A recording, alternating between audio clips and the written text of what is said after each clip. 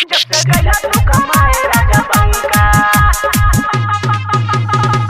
जब से गया तू कमाए राजा बंका, जब से गया तू कमाए राजा बंका।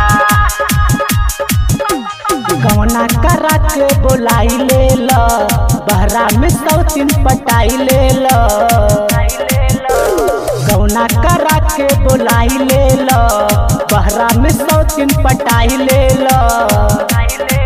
हमरा लहंगा में जरतावे लंका, होला भीतरी से रही रही शंका। जब से गया तू कमाए राजा बंका, होला भीतरी से रही रही शंका।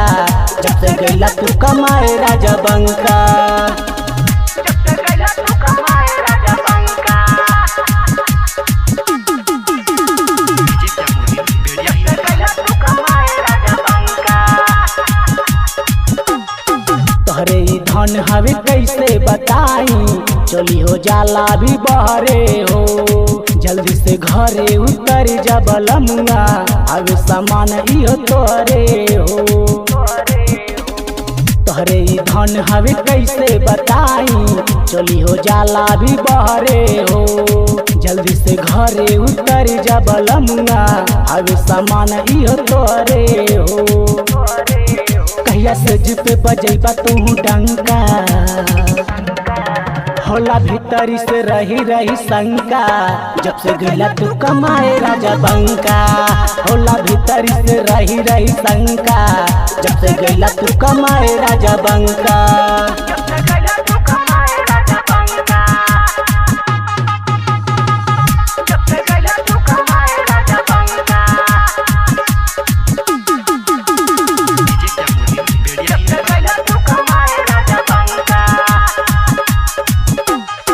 धीरे से चोट नहीं दिहला बलमुआ, आके तू दे जैता गहरे हो। मानिला बात रखा वाला मोरे राजा, जरे जवनिया के अहरे हो।